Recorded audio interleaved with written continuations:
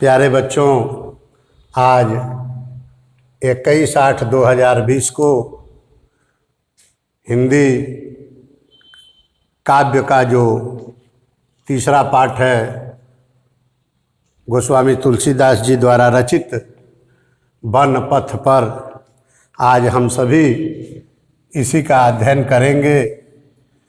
आप विदित हैं, जानते भी हैं, जैसे कि शीर्षक से स्पष्ट है, वन पथ पर। वन माने जंगल होता है, पेड़ पौधों से भरा हुआ इलाका, क्षेत्र जहाँ ज़्यादा से ज़्यादा पेड़ पौधे हों। पथ माने रास्ता होता है, और पर उस पर चलना। तो यह परिस्थिति क्यों आई है? सीता के सामने जब 14 वर्ष का वनवास श्री रामचंद्र जी को हो गया है, माता कैकेयी के आदेशानुसार वह जंगल में वन पथ पर जाने के लिए, 14 वर्ष के वनवास पर जाने के लिए तैयार हो जाते हैं। इसी समय आप सभी जानते हैं कि उनकी अर्धांगिनी सीता जी हैं, वह भी जिद कर दे रही हैं कि नहीं, हम भी आपके साथ जंगल में चलेंगे। आप अकेले कैसे रहेंगे? मैं आपकी अर्धांगिनी हूँ, मैं भी चलूँगी। उनके जिद पर घर परिवार के लोगों के मनाने के बाद भी जब वो नहीं मानती हैं, तो श्री रामचंद्र जी सीता जी को भी साथ ले लेते हैं और वही जंगल के रास्ते पर निकल जाते हैं लोग। जब जंगल के रास्ते और राम और साथ ही साथ लक्ष्मण अब कैसे पीछे रहेंगे? लक्ष्मण ने कहा कि भैया और भाभी की सेवा करने हम भी जंगल में चलेंगे। तो वह भी साथ ले लिया और तीनों लोग कंकड़ीले, उबड़ खाबड़ और टेढ़े मेढ़े रास्ते पर चल दिए हैं। तो राम और लक्ष्मण को तो कोई परेशानी नहीं हो रही है, लेकिन सीता, आप सभी जानते हैं कि राजा दशरथ की बहू हैं, राज परिवार की बहू हैं, बाहर तो कभी निकली नहीं, दुनिया के कष्ट कहीं देखी नहीं, कोई कष्ट उनके सामने नहीं आया। तो जो ही निकल रही हैं, अभी आप देखेंगे, पूरते निकसी रघुबीर बधू। अभी पूर्व मोहल्ले से, घर से, अर्थात सिंगवेरपुर से यात्रा प्रारंभ हो रहा है राम लक्ष्मण और सीता का। तो वहाँ से जैसे ही निकसी माने निकल रहे हैं, रघुबीर बधू, राजा दशरथ की बधू अर्थात सीता, धरि धीर दये मग में डग द्वय, धैर्य धारण करते हुए बहुत ही आराम से रास्ते में अभी मात्र 2 कदम रखी हैं। तो क्या हो रहा है? झलकी भरी भालकनी जलकी, झलकी माने झलकने लगता है, भरी माने पूरे ललाट पर, कनी माने बूंदे, जल की बूंदे, पुट सूख गए मधुराधर हैं। पुट माने होता है होंठ, और सुख माने सूख जाना। मधुराधर जो अमृत के समान कोमल और सुंदर होंठ हैं सीता के, वह रास्ते में चलने के कारण, पसीना आने के कारण आपस में सटने लगे हैं। अर्थात अब धीरे धीरे उनको प्यास का अनुभव होने लगा है। फिर बूझती हैं चलनो अब केति, पूछ रही है, बूझत माने पूछ रही है कि अरे अभी हम लोगों को कितना दूर और चलना है, कहाँ कितने दूरी पर अभी हम लोग चलेंगे? पर्णकुटी करी हों कि तो है पर्णकुटी, पत्तों की कुटिया का विश्रामालय बनाना है। वनपथ पर, वन के रास्ते पर जब चल रहे हैं तो जंगल के कुछ नियम हैं। पत्तों की कुटिया में ही आपको रहना है, भिक्षाटन करके ही भोजन करना है, कहीं लकड़ी पर विश्राम करना है, सूर्य जहाँ डूब जाए वहीं यात्रा को स्थगित कर देना है, और ज्यों ही सूर्योदय हो रहा है पुनः अपने वनपथ के रास्ते पर चल देना। उसी के तहत पत्तों की कुटिया में रहना है। चूँकि राम और लक्ष्मण सीता राजमहलों से निकले हैं, राजा दशरथ के लड़के और बहू हैं, राजा के घर किसी चीज़ की कमी नहीं होती है, लेकिन जंगल के कुछ नियम हैं कि वहाँ पत्तों की ही कुटिया बना के आपको रहना है, उसी का घर बना के उसी में आपको विश्राम करना है। तो पर्णकुटी करी हों कि तो हैं, पूछ रही हैं कि पत्तों की कुटिया कहाँ आप बनाएंगे, कहाँ निर्माण करेंगे? तीय की लख या तुरता पिय, तीय माने स्त्री, आप सभी जानते हैं। तीय की लख, लख माने देख कर, आतुरता माने बेचैनी, पिय की अखिया, पिय माने अर्थात राम, की अखिया माने आँखों में, अति चारु चली जल चय, दोनों आंखों से आंसू की धारा प्रवाहित होने लगती है। आज जब दोनों आंखों से धारा प्रवाहित होने लगती है, वो समझ गए हैं कि सीता थक गई हैं, सीता विश्राम करना चाहती हैं, इनको कंकड़ीले पत्थर भरे रास्तों पर, टेढ़े मेढ़े रास्तों पर चलने की आदत नहीं है, हमें जरूर कुछ उपाय करना चाहिए जिससे कुछ सीता को विश्राम मिल जाए। तो जब ये सारी बातें जब समझ जा रहे हैं श्री राम, तो छोटे भाई लक्ष्मण से कह रहे हैं कि लक्ष्मण, अब हम लोग को प्यास लग गई है बहुत ज़्यादा, आप थोड़ा जल की व्यवस्था करिए। वो कहते हैं ठीक है भैया, आपके आदेश का अक्षरशः पालन हम करेंगे, हम जा रहे हैं बगल के नदी से या तालाब से, जो कुछ मिलेगा मैं जल लेकर के आ रहा हूँ। और जल के लिए जब लखन चल दिए हैं, इसी बीच में सीता को विश्राम करने का एक अवसर मिल जाता है।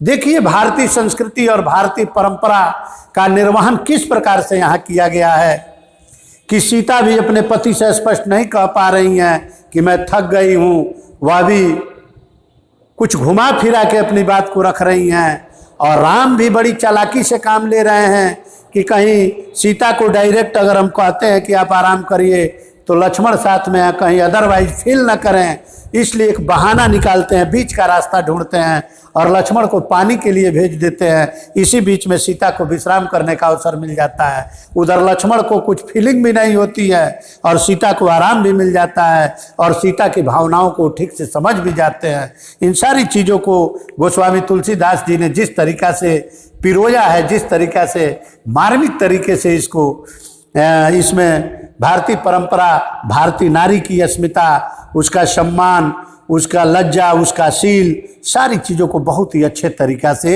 इसमें रखने का काम गोस्वामी तुलसीदास जी ने किया है। तो जल को गए लखन है लरिका, अब सीता कह रही है कि पानी लेने के लिए लक्ष्मण गए हुए हैं, परिखो पिय, माने आप थोड़े देर विश्राम कीजिए, छाह धरी को है ठाड़े, थोड़ी दूर किसी पेड़ की डाली को पकड़ करके छाए में हम लोग विश्राम करते हैं। और क्यों विश्राम करते हैं, वो अभी ये नहीं कह रही है कि मैं अपने लिए विश्राम करना चाहती हूँ। क्या कह रही है, पोंछ पसे उबे आरी करो, आपको चलने से, धूप लगने से बहुत ज़्यादा पसीना हो गया है, उस पसीने को मैं पोंछना चाहती हूँ और बेयारी करो, और अपने आंचल से कुछ हवा कर दूंगी, आपको भी कुछ आराम मिल जाएगा। और उपाय पखारे हो भूभूरी डाढ़ है, रेतीले रास्ते में चलते हुए, बालू वाले रास्ते में चलते चलते पैरों में छाले पड़ गए हैं, इसलिए आप जब आराम करेंगे तो आपके पैरों को मैं पखार दूंगी, धुल दूंगी ठंडे जल से, और पैर जो है पुनः चलने के लायक हो जाएंगे। आपके पैर काफ़ी थक गए हैं, उनका भी मैं पखार करके धो दूंगी, साफ कर दूंगी। इस प्रकार की भावनाओं को व्यक्त कर रही हैं सीता जी। तुलसी रघुबीर प्रियाश्रम जानी के, तुलसीदास जी कह रहे हैं कि पत्नी अर्थात सीता की भावनाओं को जब समझ जाते हैं श्री राम, तो जब समझ जाते हैं तो कह रहे हैं कि प्रियाश्रम जानी के बैठी विलंबलो कंटक काढ़े, बैठ जाते हैं और पैरों से कांटा निकालने का बहाना कर लेते हैं कि मेरे पैरों में कांटे चुभ गए हैं, उन कांटों को धीरे धीरे निकाल रहे हैं कि जितने देर तक हम कांटों को निकालेंगे उतने देर तक सीता को आराम मिल जाएगा। क्या भारतीय परंपरा और क्या भारतीय संस्कृति को गोस्वामी तुलसीदास जी ने भारतीय मर्यादा में पिरोया है, ये सारी चीज़ें आपको इसमें देखने को मिल रही हैं। भारतीय पुरुष, भारतीय नारी, छोटे भाई, बड़े भाई, पत्नी, भाभी का क्या रोल होता है, क्या एक दूसरे से किस प्रकार के भाव में आदमी अपनी भावनाओं को व्यक्त करता है, इन सारी चीज़ों को बहुत ही सुंदर तरीक़ा से उकेरा है और हमारे आपके सामने इसको जीवंत रूप में प्रस्तुत करने का काम गोस्वामी तुलसीदास जी ने किया है। इसकी आखिरी लाइन देखते हैं, जानकी नाह को नेह लख्यो, जानकी अर्थात सीता, नाह को नेह, नाह माने पति, आप जानते हैं उनके पति श्री राम हैं और सीता उनकी पत्नी है।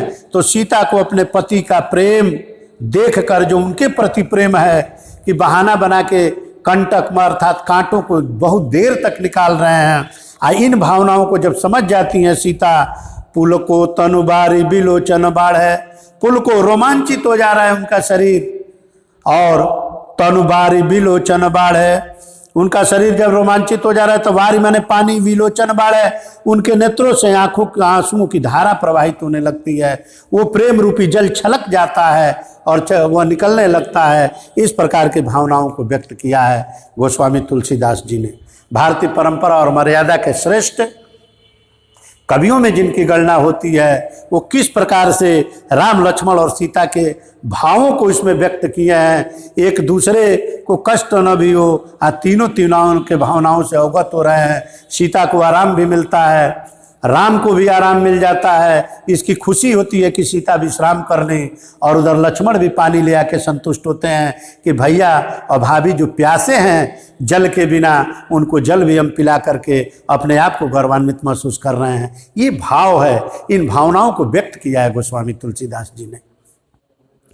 एक और देखते हैं, ये प्रसंग है जब राम और लक्ष्मण सीता जंगल के रास्ते पर बहुत दूर निकल जाते हैं, और निकल करके जब आगे रास्ते में चलते हैं तो आप जानते ही हैं कि देहात में हर तरह के लोग होते हैं, और एक स्त्री अगर एक स्त्री को देख ले तो उसके बारे में संपूर्ण जानकारी करना चाहती है कि ये स्त्री रो क्यों रही है, ये स्त्री हंस क्यों रही है, ये स्त्री इस तरीक़ा से क्यों कपड़ा पहनी है, ये स्त्री इस प्रकार से क्यों जा रही है। उसके हर भाव भंगिमा का एक दूसरी स्त्री जो है उसका अध्ययन करके उसके मन स्थिति को जानने का प्रयास करती है। कुछ इसी प्रकार का भाव इसमें व्यक्त किया गया है। देखते हैं, रानी में जानी या जानी महा, पविपाहन हूँ ते कठोर हियो हैं, राजा हूँ काज या काज न जान्यो, कहो पिय को जिन कान कियो हैं, ऐसी मनोहर मूर्तिये, बिछुरे कैसे प्रीतम लोग जियो हैं, आखिन में सखी राखी बेजोग, इन्हें किम कै बनवास दियो है। बड़ी सुंदर लाइन है गोस्वामी तुलसीदास जी की। सखियां आपस में बात कर रही हैं। कुछ गांव की ग्रामीण स्त्रियां हैं जो कृषि के कार्य से संबंधित निकल करके गांव छोड़ करके बाहर आई हैं, और उसी रास्ते से राम और लक्ष्मण सीता निकल रहे हैं। उनकी मनोभावना वो जग रही है, मन में कुछ उत्कंठा जग रहा है कि एक पुरुष आगे है, एक पुरुष पीछे है, ये बीच में स्त्री कौन है जो बीच में धीरे धीरे चल रही है। इसको जरूर हम लोग को जानना चाहिए। इसी मनोभाव को जानने के लिए इस सीता ये हैं कौन, इसको जानने के लिए सखियां आपस में बात कर रही हैं।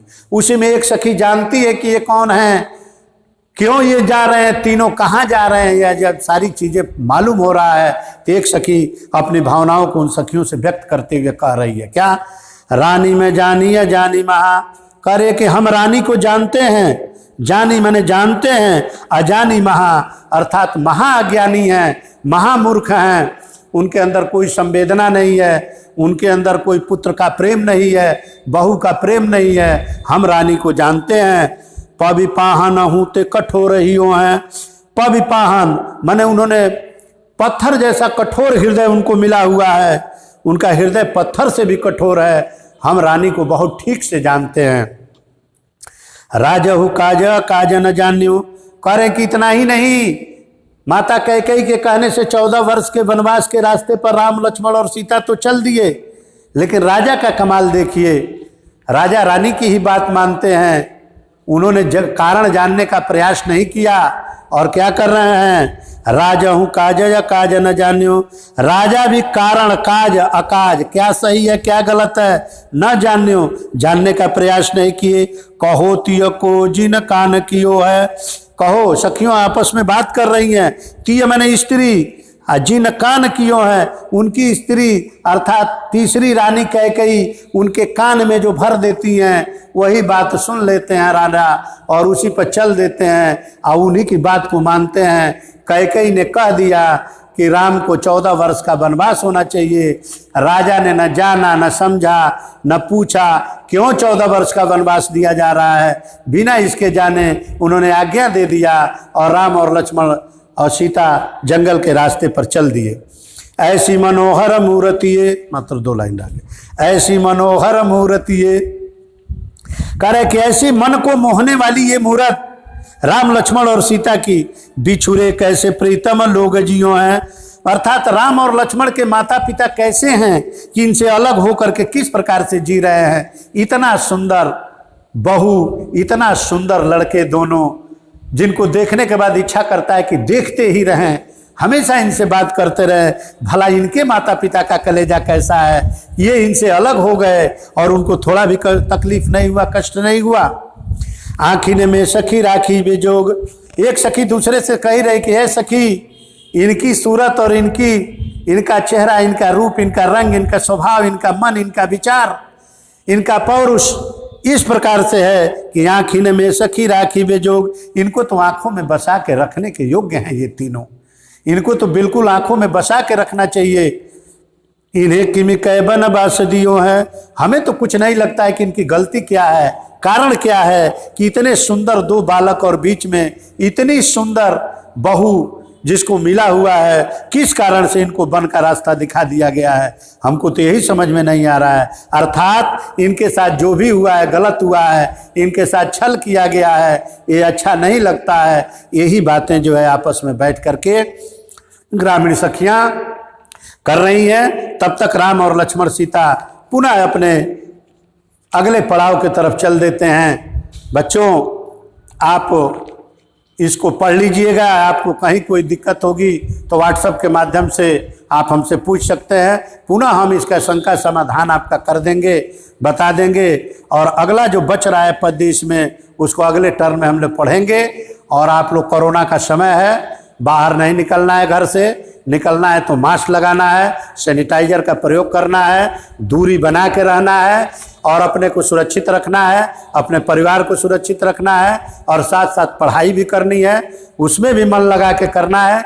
इसलिए कि वार्षिक परीक्षा भी हमारा करीब है, जो मार्च में होना है, उसको मद्देनजर रखते हुए आपकी तैयारी भी अच्छी होनी चाहिए। हम 24 घंटा उपलब्ध हैं, टेलीफोन पर, व्हाट्सएप पर, जब आप चाहें फ़ोन करके, मैसेज के माध्यम से आप पूछ सकते हैं। हम हर समय आपको बताने और पढ़ाने के लिए तैयार हैं। आप सभी लोगों का बहुत बहुत धन्यवाद, बहुत बहुत धन्यवाद।